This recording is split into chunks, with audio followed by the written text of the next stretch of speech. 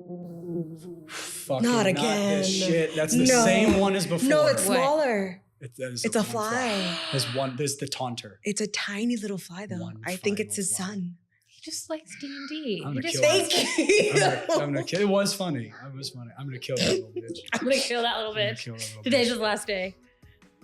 Your days are numbered.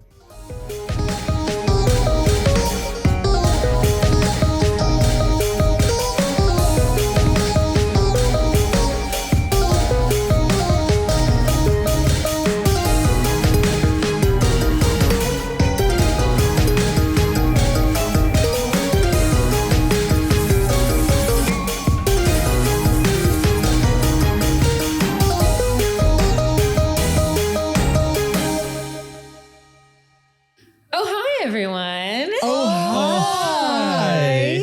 Welcome to the Mechanics Guild. My name is Sarah Davis Reynolds, and with me, as always, are... Attilio Rigotti. Carlina Parker. And Clay Westman. And today, I might kill somebody. We'll find out. No, We'll see. we We'll talked see. about this. But we're I know, just you said it was a starting. possibility. Ugh. We have to And I be said nice. You please. said it was a responsibility. possibility. No possibility. It might be It's a my responsibility. responsibility It's to my kill. responsibility to kill one of Well, you. nose goes. Nose Ah, goes. for That is a sure great you question. don't. We really haven't discussed this yet. We're already going to pull back the curtain of Mm-hmm. if a character dies, you just roll up another one. But our whole thing is keeping the same characters and putting them in other systems. Right. So how does that work? I don't know. Let's find out together. Yeah. Hopefully we don't die. Yeah. Sure. It'll never come up, I'm sure. Yeah. Shall we tell a story, friends? Yeah. Yeah, we better. We shall.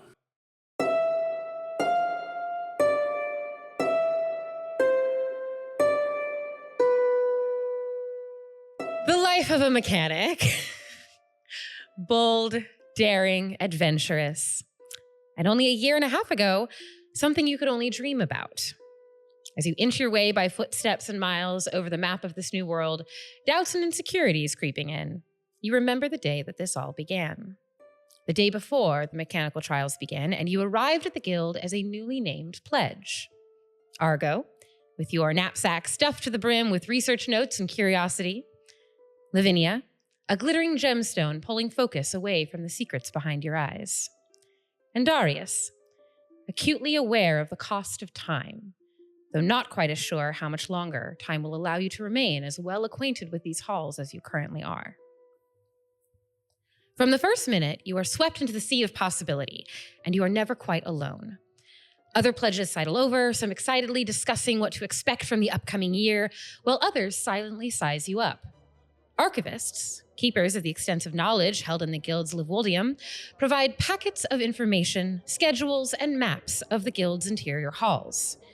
Guards, mages, artificers, healers, all manner of high-ranking guild members with crystal pins on their lapels are pointed to as trial masters, mentors who will guide you through this time. Flooded with information about the who, the what, and the where, you finally find a small respite in your packed orientation schedule as you drop your things in your bunk and prepare for the grand feast this evening. Your bunks are small. A simple wooden bed frame, a single chair and desk, a chest without a lock, and a threadbare but somehow still comforting rug. Each of your rooms connects to a small central room, focused on the central hearth with a flame that you suspect to be magical and ever-burning. Counting the doors connecting to the central space, it appears that 8 different bunks share this area. In this tiny moment of quiet, knowing that tonight you will meet everyone who will be important to you over the next year, and perhaps the rest of your life, how do you each settle in? Oh, it's important to make a good first impression. But I've literally never been able to do that. So I'm just going to make sure my bed is comfortable, because a good night's rest is the important first step into a good next day. Yep, that's it's embroidered on the pillow on your bed. My mom made it for me. Yeah. The one thing you brought from home was this embroidered pillow. Well, that and cups. I'm gonna lay my bag. I don't know if I can show up to the dorm 30 minutes early, but I would like to show up everywhere that I can 30 minutes early, mostly out of anxiety. That's something that Argo inherits from Clay. art imitates life. Now, Today was the first day and you showed up last night. yes, Ready to exactly. go. Exactly. I checked in on the dorm just to make sure that I had like a nice sheets and a good bedspread and It's like everything. when you go to the airport, you have to make sure your gate exists before you do anything else. Exactly. Yeah, they always let me in for that because they understand. First name basis with TSA at this point. Yes. Yeah. For good reasons. For good reasons. Good reasons only. Argo's going to show up a little bit early and like kind of make something of a little home out of his bed. He's like got a bunch of books that he stacks in the corner of the little bunk itself. And he finds like it sort of fashions a small pillow out of, I think, an extra blanket he has in his pack for Cups, his little clockwork companion. Oh my gosh. Yeah. Cups sort of like, because Cups is multiple things stacked within itself, Exactly. right? He is a clockwork stack of measuring cups. Yeah, you set Cups out on the blanket and they sort of unfurl a little bit to knead themselves into the blanket. Have you ever seen a chinchilla getting like a dust bath? Oh, yes. That's basically what it looks like. Yeah, it's like trying to like shake and it's not like happy clawing because it doesn't have those, but it's shaking it into the blanket to mark its approval of the bed that you have given your little comfy companion. bud. That's my guys. I was gonna say, what are Cups' pronouns? I think they them because they're a collection. They're a collection, yeah. They are many. We are. I am but one. Is it a group, like a hive mind situation? Sure. Yeah. All right. Cups is now getting scary. Yeah. There are some books also like in this that are very clearly standard issue textbooks that are issued to every mechanic pledge. So it is the history of the guild, a little map of the grounds. There is each year the guild director gives a sort of State of the Union address effectively. And so the most recent one is written and in that stack on the desk as well. And you have your packet of information of your schedule and your orientation and everything like that. And it is packed. The next year of your life is packed with trials and tests and daily, it's interesting that some things are very specific about what time and day they are and others are a little more ambiguous. And you take that to mean it could happen at any time and you just have to be prepared for it at any moment. And as you are sort of rifling through all of this paperwork, a small slip of paper slips out of the pack that you have. I'm going to give you a real prop. Letters. Don't read it out loud. And we're going to move on. How, Lavinia, how are you settling in? This all has kind of been a whirlwind to Lavinia. This was never a place that she thought she'd end up, but life has made it necessary. So I think first things first, I think Lavinia walks into the room. You said there's not a lock on the chest. There's not. Is there a lock on the door? Yes, there's good. like a bolt. It's not a key lock, but you can lock it from the inside, not the outside. Okay. I think Lavinia wants to start a list of comforts that she can like send to a runner, someone that she can send to go buy like a mattress topper, a fluffier company, just little things like, I need this. I obviously need like flowers. I need more hangers. And I'm going to write down to get a lock because I have things in here that I don't want pried into. So I'm going to try and get a lock for my trunk. And until then, I'm going to leave it in my already locked luggage. Okay. And other than that, I think Lavinia's second course of action is to find her party members' rooms, Kaylin and Jax. Yes. So you came here with Kaylin and Jax. You're all here from Lerwick. As you all split from, I think you've kept very tightly together in a lot of the orientation activities today. You brought around all of the grounds on a very quick tour that you definitely don't remember anything from because it's happening so fast that you're like, yeah, I'll definitely remember how to get back to this place. And so when you all went off to your bunks, it was the first time that you split up, and you have tracked that neither of them are part of this 8-room hearth, but all of the bunks are in the same rough area. They are probably in this area for sure, but they're just not in this exact like suite area. Okay. Then I'm going to use my message cantrip. Okay. And try and pinpoint them. Great. And make like the fastest route to each room just in case I ever need it for later. Yeah. What do you say in your message? Be like, I guess I'll find Kaylin first. Be like, All right, Kaylin, I am, I don't know if the bunks are numbered, but I'm in this bunk. I am located here. Do you know generally in which direction that you are? And then you hear Kaylin message back. She says, "Oh yeah, okay. So you're in bunk 10. I'm in bunk 13. So I think we're not too far. I think I'm a little up a ways, but shouldn't be too far. Wow, there's like, do we really have to share this room with 8 people? It's gonna be fine. All right. It's fine. I'll be right there. And then I set eyes on Kaylin. I imagine I grab her and we both go and find wherever Jax is. Great. And before you leave, I'm going to do the same thing for you. That as you are setting all of your papers on the page, a small sheet of paper falls out of your I also packet. get one. You don't read it out loud. In fact, if you don't want to read it right now, you don't have to. This falls out. What do you do with it? As Liv is on her way falls out of where? Of like the packet of papers that you have for orientation with your schedule and everything. Yeah, I'll give it a glance. Okay. And then if it's more interesting, I'll read it. Okay.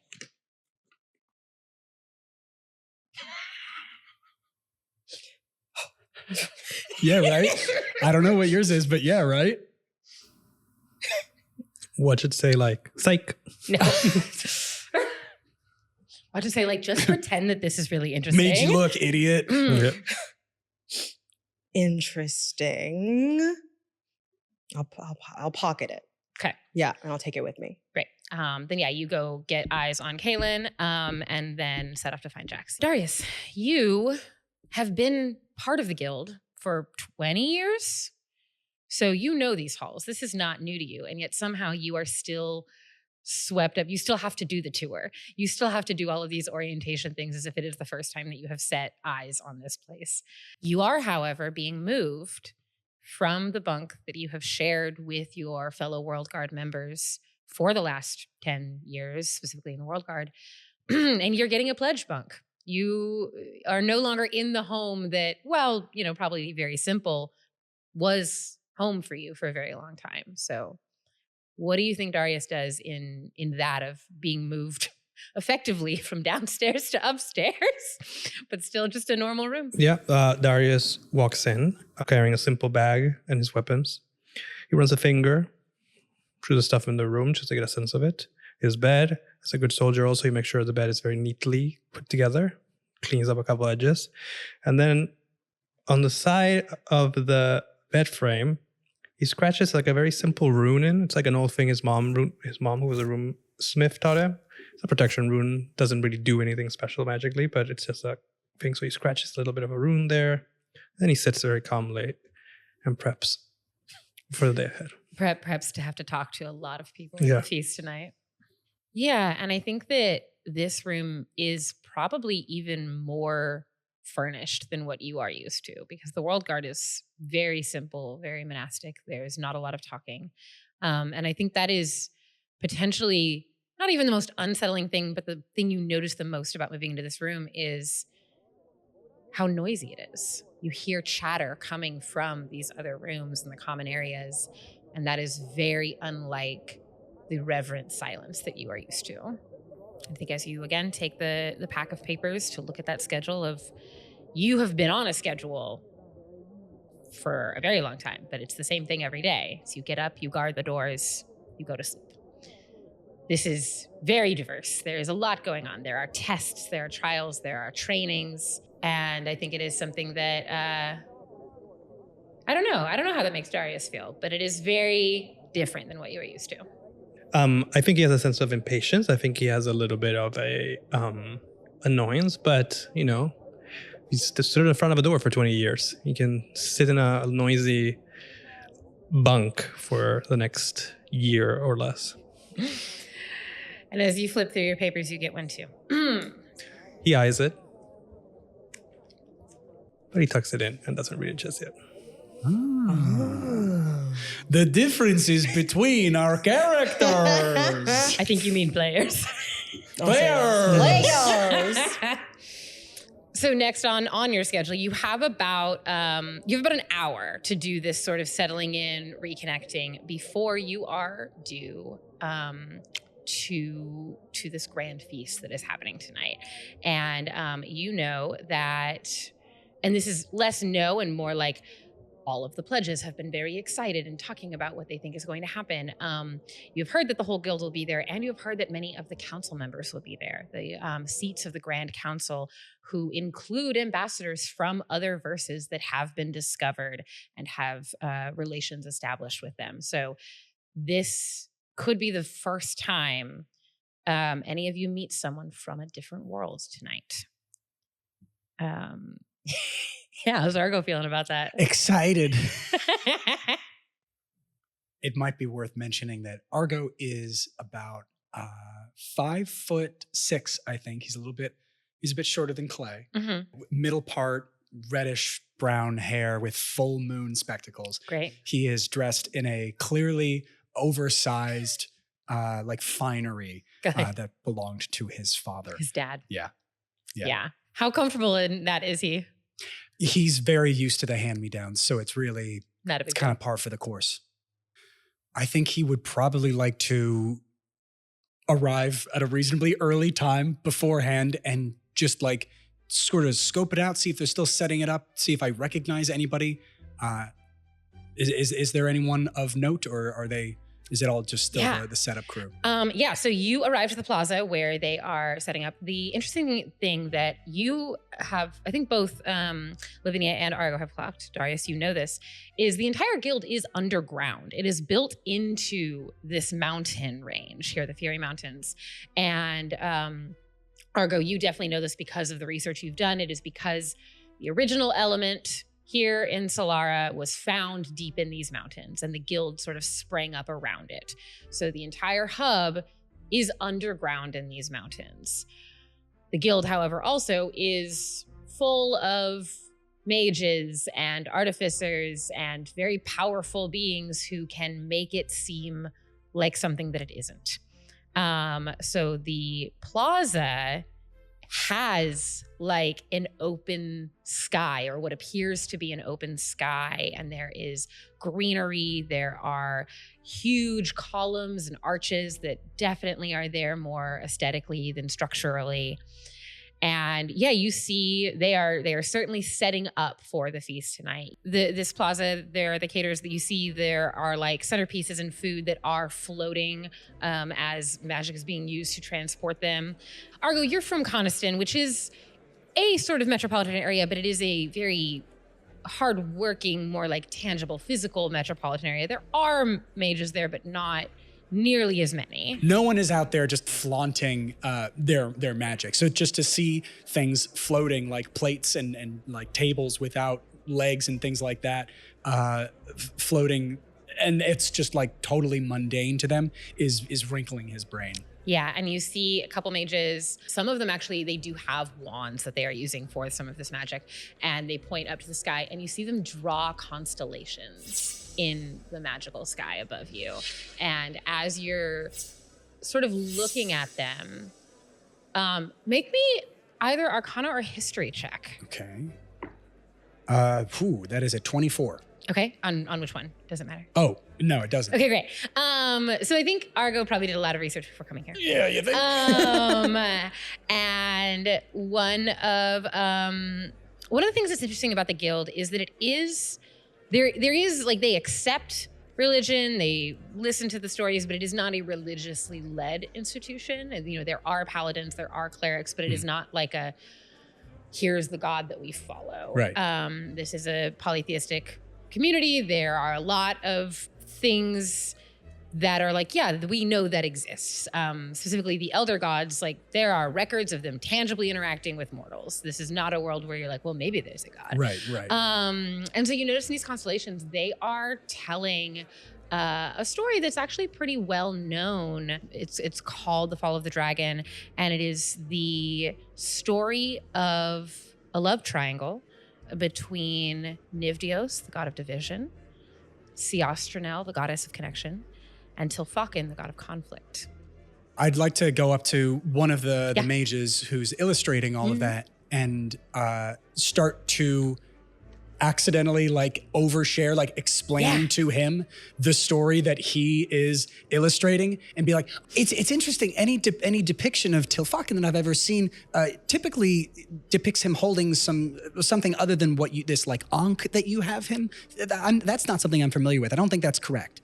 And the mage turns to look at you. Also, roll me an insight check on this mage. Okay. Oh my God. Good. 4. Great. This mage turns to look at you. The one thing I will give you is they're young. You notice as they turn to look at you that they are also very young. They are probably in their mid-20s. Okay. And they look tired. But you know, it's a big day. So I don't know if Argo clocks that necessarily so much as 4. I mean, you know, I'll give it to you on a 4, but what Argo does with that is your own decision. Yep. And they turn to look at you and go, "Oh, well, you think that they're holding something? I think that's just his claw. I don't know. I'm just going off this drawing here." And can I see it? Yeah, he hands takes it out you of- this parchment that has a charcoal drawing of Tilfakin. And Tilfakin is known as the father of dragons. Whether he is or not is a great question, but he is often in lore depicted. The one thing about these gods is you know them to be the great old ones. These are not the ones that interact with mortals very often. They are higher power. They really do not tend to mess with mortals. And so mortal depictions of them are sort of anyone's guess of what they are. Oh, it's loose. It's up to interpretation. But Argo, of course, always thinks his interpretation is the correct one. Yeah. I love that. Great. So the drawing that you see with Tilfakin is this massive, just like muscled monster. I don't even know if you really could call it a dragon. There is this idea of like, I can maybe see where people get dragon from this. But it's got, it is quadrupedals, and then it has 6 wings that kind of look like bat wings. And it has so many eyes all over the head and also the chest. There are like glowing eyes that you can see in the constellation. They are making stars or becoming the eyes. Incredible. Of Tilfakin. Do you require any assistance? Are you authorized to assist? I'm a pledge. I introduced myself. Okay. My name's Argo Hull. Hi, Benful. Benful. It's yes. So I'd be happy to assist if there's anything that I can do. Otherwise, I'll just be right over there. I think they want you. Can I tell you something? Yeah. It's been a long time since we've had mechanical trials here. I've actually never been here for one. But from what I've heard, you're in for a time. So I would recommend saving your energy for the things when people will be paying attention to you. What have you heard? What are we in for? What are we doing? Do you know? I know that. Listen, like I said, He's having a moment. So sorry. Argo's having a moment. I'm so sorry. It's just wide-eyed. What have you heard? What have you heard? Tell me all the things. Benful goes, listen, like I said, we haven't had mechanical trials like this in a long time. They want so many new mechanics, and they're so excited about the tests that they have for you. I'm excited about the test they have for me. Yeah. I mean, I would be too. I'm not going out for it this year. I think that's above my pay grade or aspiration. But listen, they have to prepare you to go to these worlds and to do all of these crazy adventures. So I think that you really got to prove yourself. They're gonna put you through some rough things. Can you fight? I can take a hit. Can you give one? I try to avoid them as much as I can. You might want to work on that. Great. I'll figure that out. Thank you so much for your time. Yeah. Can I ask you one last question? Sure. I had a feeling you were going to do it anyways. Yeah. Why don't you aspire to more? So the feast is in like 30 minutes, and I feel like this is going to take a while to answer. He reaches out for a second and then decides not to put a hand on his shoulder because he's not sure how that will be received, and then goes, Social awareness. Why limit your dreams? And then he turns and walks away. Benful is just like, stands there for a minute, is going to have something to talk to his therapist about.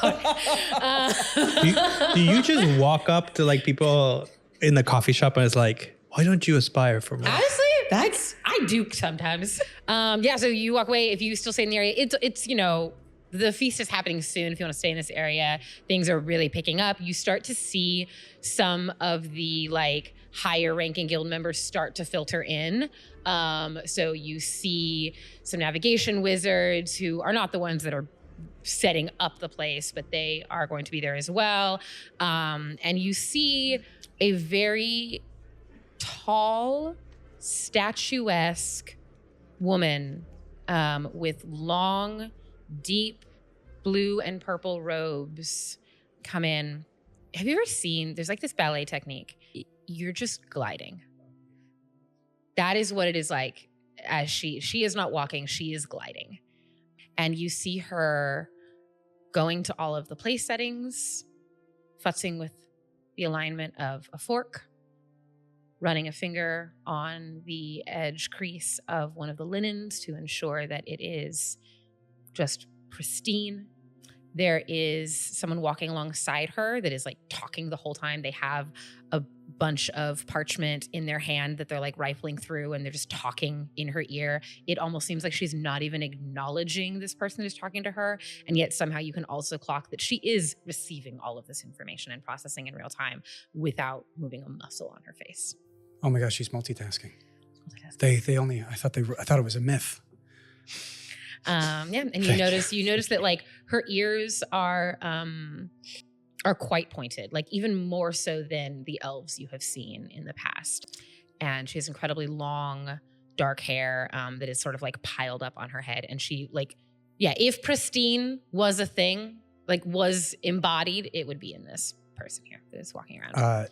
Argo is certainly not the first person to pick up on a lot of social cues, but he for sure understands someone who's really like put together and has poise, and is immediately, I think, intimidated by the idea of just doing what he did for Benful, just walking up and talking to this person. It would not go well. No. And he does have the awareness to stay in that lane, stay out of hers. Yeah. So I would like to, if I can, just like grab one of the other enchanters that's setting up and be like, I feel like I should know who that is.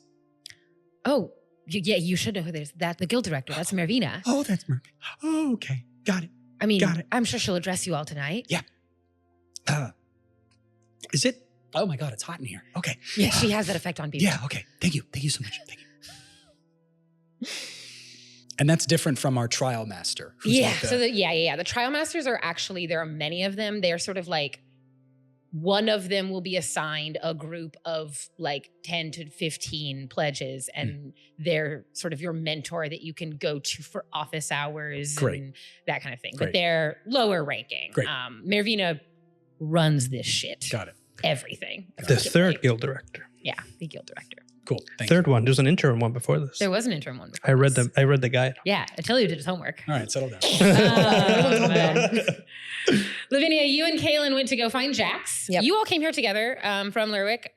You sort of became friends there throughout a variety of escapades, and decided to do this all together. So I think there's already this sense of fraternity between you of we're going to stick together. We can deal with anything that's given to us. Kaylin is very excited. She's younger. Yeah. Yeah. By like, I would say probably like 2 years, but because she was less well off than I was, sometimes seems a little bit older. Yeah.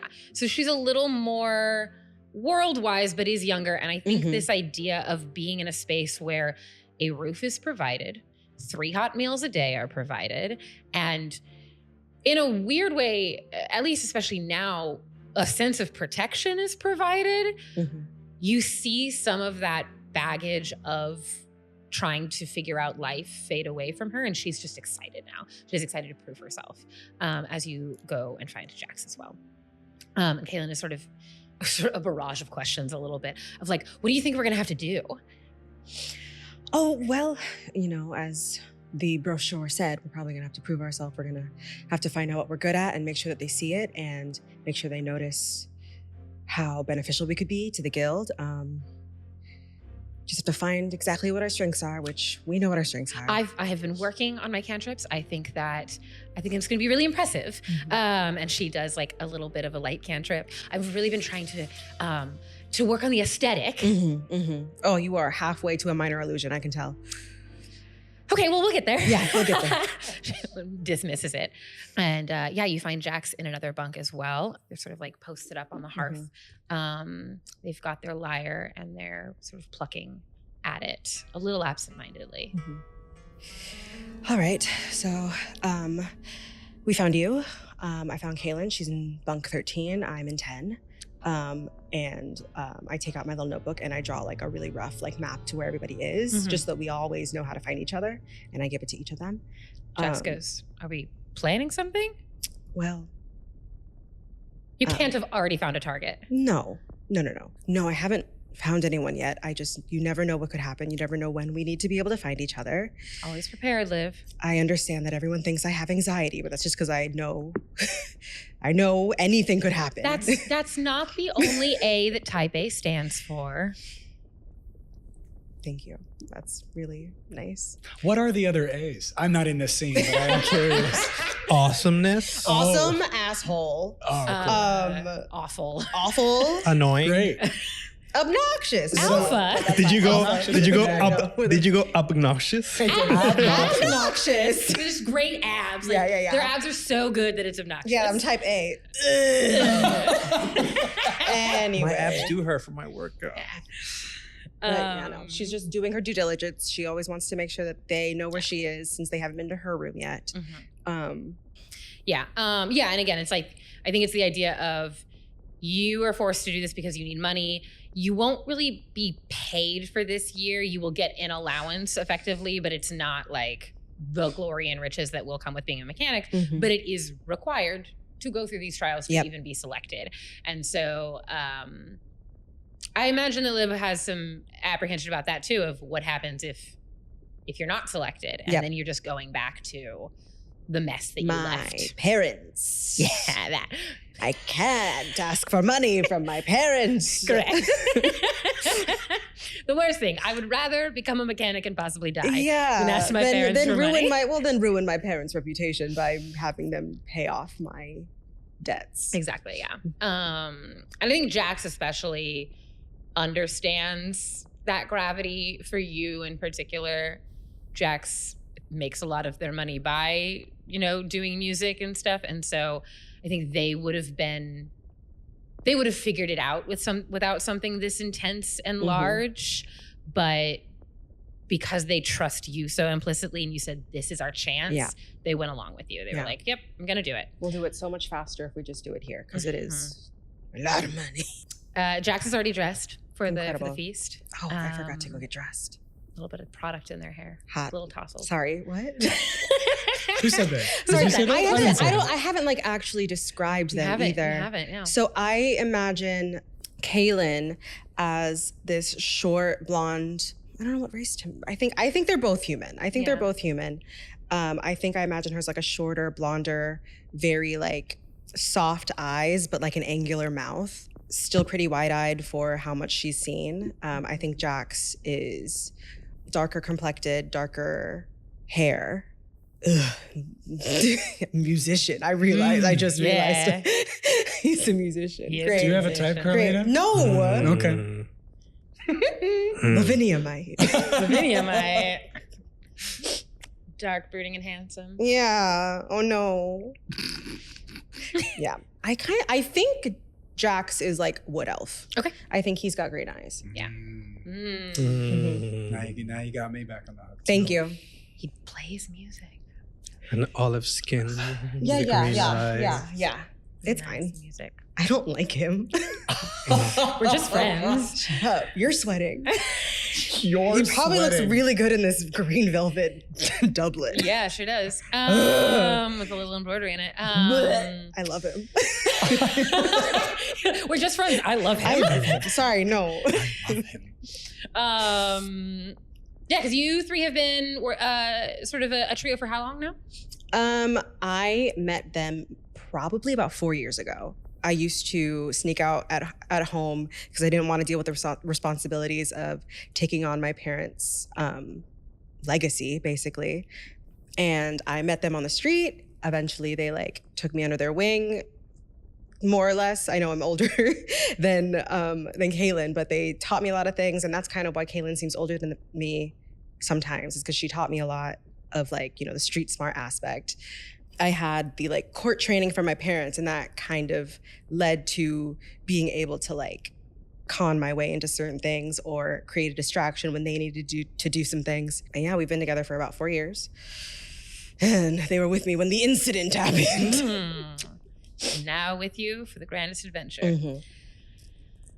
Darius, anything else that you were doing before the feast? Or are you just meditating? Okay. As the time comes. I love that we each took our time. And Darius, anything? Nope. I'm okay. A man of He took a nap. many words. Just all meditating naps. Meditation is a nap for the spirit. Yeah. Would Darius come in full armor, or because you have the World Guard armor that you no longer have to wear, No, but but that he you've would. been wearing for 10 years? He wouldn't come with the World Guard armor. Yeah, But he was come armored. become armored. Yeah. Okay, has picked up other armor. He probably came with some armor when he came to the Yeah. thing, and it's just been stored somewhere, right? Yeah, Yeah. He's always like in soldier mode. that's actually a really good point. So you came here as a soldier. So yes, I came here and became a guard at Traversium, which was a great honor for somebody coming from sort of my city.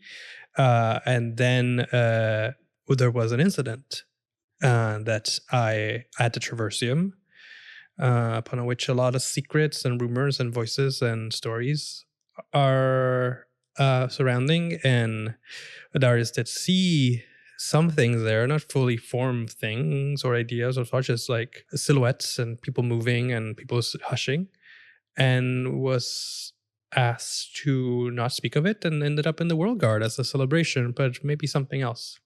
You were put on the World Guard as a celebration. You've been there for a long time.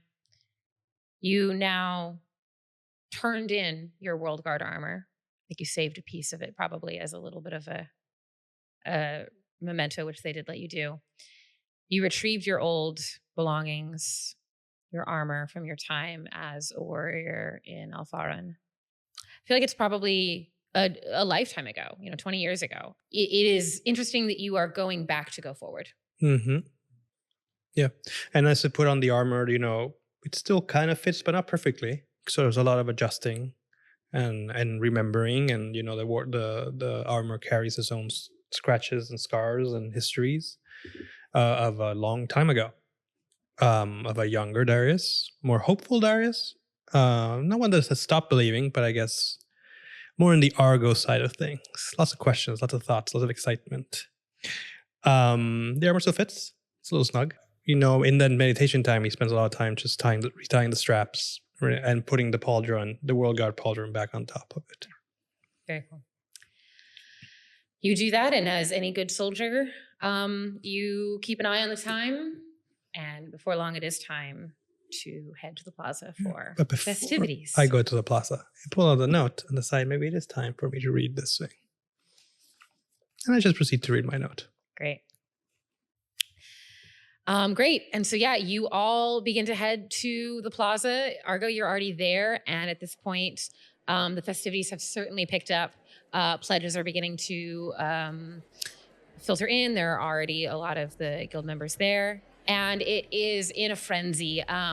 You see, both Liv and Argo are from metropolitan areas, so you are used to seeing a lot of people, but there are so many people here. Hundreds of people are filling this space that I think, Argo, before you thought, we can fit like 100 folks here. Somehow, hundreds and hundreds of people are milling here, and it still doesn't feel too crowded. It still feels like there is space. You see a lot of the pledges that you had seen throughout the day on your tour. A lot of folks are sort of beginning to click up a little bit and find their groups that they're going to be with. I think, Liv, you've already got yours ready to go. You see a lot of the navigation wizards from the Traversium. This is one of the only times they really come up. You see there are no world guard here, but there are many, many guards. And you see folks that you have never seen before. You see folks of differing skin colors and heights. You see a couple folks that look like they have these massive golden feathered wings that you've never seen before. It is very clear there are folks here that are from other verses. The council has begun to arrive. And as you arrive, you take your seat. There are sort of long tables with settings that are clearly for those of importance. And the pledges are given seats at circular tables further down the plaza. But there are name tags for all of you. So you can go around, you can find your seats. And there are already baskets of bread with different honeys and sauces sort of spread out on the table. On each table, there is a fountain of this like sparkling drink. And it is truly just like an explosion of colors and sound and scents as the party has truly begun here. I don't think Argo's ever seen this much food all in one place, and I think it's kind of blowing his mind. That between that and the guy with the golden wings, that Argo thinks he's doing a good job of not staring. He is staring. He is for sure staring. For sure. They don't notice you staring. Great. At all. With all these several hundred other people, that's no surprise. Darius does notice that a couple of the guards steal glances at him. Yeah, we do. I remind you that he's become a little bit famous or infamous for being the sole survivor of the event. Yeah. A couple decades ago. Yeah, go ahead and roll me an insight check. We both have events. Both have events. The incident. I have an So incident. insight is what? Roll a d20? Insight is roll a d20, and then insight is one of your wisdom skills. But I have a +3 in my insight. Great. So it's a d20 plus 3. 12. 9 + 3, 12. Yeah, so you notice the guards looking at you. I think that Darius is used to being looked at by the guards, so this isn't odd or strange. I don't think you can fully... It doesn't seem like they are like sneering at you or anything like that, but there is definitely some whispers happening of like, hey, that guy was put on the world guard and now they're letting him be a mechanic. I see them out of the corner of my eye and pull the broth close to me as I sip calmly on it. It is so quiet. And I think at this point, what is everyone's passive perceptions? 10 million. Everyone at once, yes. 13. Okay. 12. 14. Oh, perfect. Right down the list. What are you? 14. 14. Settle down. I don't want to be the best. Argo's better than you at a lot of things. He's also not as good at plenty of other things. Yeah. What are your hit points? What are your hit points? What are your hit points, huh? We're at a party. We don't have to fight. Oh, right. We don't know each other. Well, maybe. We don't know each other. We don't know each other. I find him and I fight him. Argo, with a 14, Okay. a passive perception of 14, you are a little overwhelmed with a lot of this stuff, right? So I'm going to say something that you notice, and I will leave it up to you of like whether you really notice that or not. Effectively, like you feel a little tremor in the grounds, like kind of a constant tremor, but Constant? not Like a slight- constant, but like it's not sudden. Gotcha. It's almost like It's been happening like it's been happening. intermittently. It's kind of like bass in a far room Great. happening, right? And so I think that with that 14 passive, especially if you're overwhelmed by a lot that is happening, Argo might chalk it up to the festivities. You see that there is an area that is very clearly going to be dance floor at some point, but it is going to happen after dinner. And you all see that woman that you saw earlier, Argo, at the head of the table, still with that aide next to her, not talking as much, but still very much there. Darius, you know this as Mirvina. You see, these are the only 2 world guards that are up here. You see 2 world guards standing behind her. As a guard, even though you know the stories that she's perfectly capable of defending herself. And Mirvina stands up. She holds a crystal glass up and sort of like waits for the room to pay attention. I'm already locked in. Is it gauche if I do the little like classy like Ding, ding, ding, everyone, ding, someone ding, would ding, like ding. our attention? You can. Or is that the do I fact get that the I Mervina don't is think she not needs doing it, it? yeah. Great. I think tells you that she doesn't want it to need be it. great. Then That I just, everyone will pay attention and I in just their let own her. due time. And they do. Something happens in the room, and you notice everyone just sort of feel like they need to be paying attention to something. And they look at Mervina, still just standing there patiently, holding her glass, in no rush. And everyone slowly starts to grab their own glasses. You know, the thing where people start to see other people doing things like, oh shit, I gotta pay attention. And you see, much quicker than I think, especially Liv, you would have anticipated, the room hushes and everyone focuses on Mervina, who speaks with a clear, commanding voice, no amplification, but has every ear in the room enraptured. As she says, "Welcome, friends, counselors, honored guests, guild members, and the newest among us, our exceptional pledges, who are here to devote their lives and liberty to our shared goal of a peaceful, informed, and connected world." And she sort of like toasts a little bit, takes a small drink, puts it down, puts her hands in front of her. And she continues, "It is almost impossible to think. It has been less than 50 years since our founders, our honored circle, brought forth a brand new existence for all of us with the discovery of multiversal travel. Yes, it's true. In less than 50 years, we, all of us in this room, have contributed to the development of a society so advanced, so progressive, that even my own parents could never have fathomed the world I would live in. Just think of the world we can't fathom now that our children will inherit. And to get there, we need each and every one of you to be a part of it.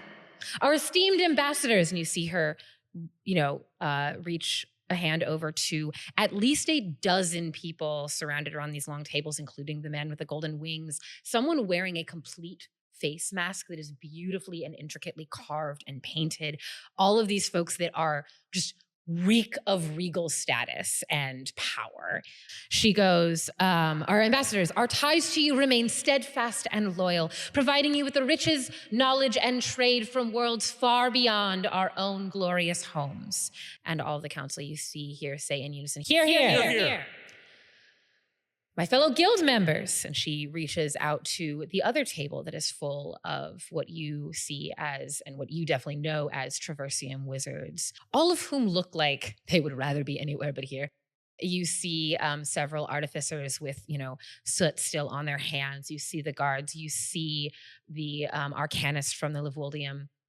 And all of them, for the most part, are very bright-eyed and optimistic. They're excited about this. Sort of similar to what Benful told you, like they haven't done this in a long time, and they haven't done it to this scale before. This sort of year-long mechanical trials is new for the guild. And I think all of them are a little excited about getting to play in a new world and kind of mess around and see what happens. So she says, "My fellow guild members, your tireless work ensures that progress will not be halted, but will instead increase tenfold, securing the bright future we can only yet dream about.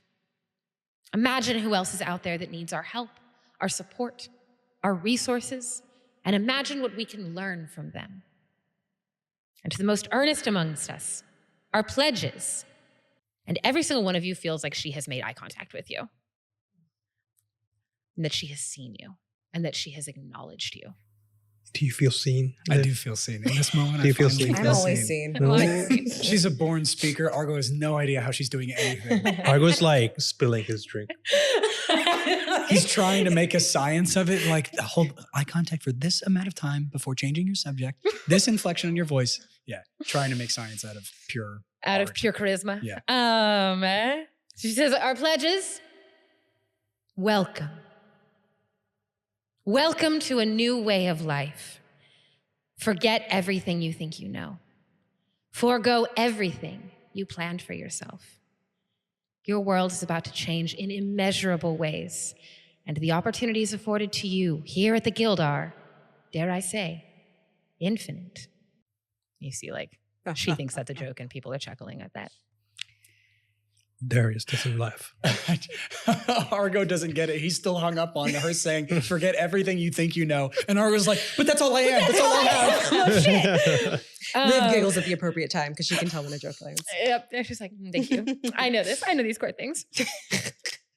Marina continues, each one of you here today was chosen for a reason. You are special. You are skilled. You are built different. Literally. You are resourceful. And you will leave a legacy starting from today. You are here to prove your mettle, to test your strength, to show that you deserve a spot in the constellations of every sky. You are here to answer one question. Are you able to bear the responsibility of building tomorrow for future generations? Do not let me mince my words. This next year for you will be dangerous. It will test you in ways you cannot even dream of. You will want to pack it up, to return to your lives at your farms or your villages or your shops. You will wish for the days when you knew what to expect from life. You will be forever, tangibly changed by your experiences here. Will it be worth it? Only you can answer that for yourself. What I can tell you is that glory and honor and legacy await you at the end, not to mention great reward and riches. Do with that what you will. May we all raise a glass, and she picks up her glass again, to the circle, to the guild, and to the cosmos, to a bigger, brighter, and better world.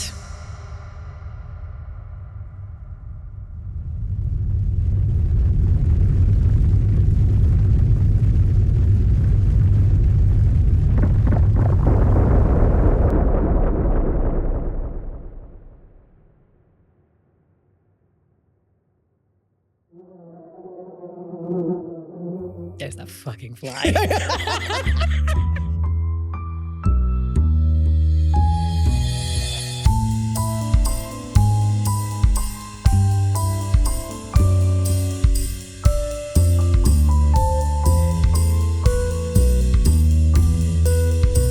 The Mechanics Guild is written and played by Sarah Davis Reynolds, Carlina Parker, Attilio Rigotti, and Clay Westman. Music is by Clay Westman. Additional music and writing is by Taylor Fagins. Theme song is by Arcane Anthems. Editing is done by Attilio Rigotti, and The Mechanics Guild is produced by Ian Prince. Be sure to check out our socials to stay up to date on all things guild related, and like, subscribe, and all the algorithm things so we can keep breaking the rules together. Okay, bye!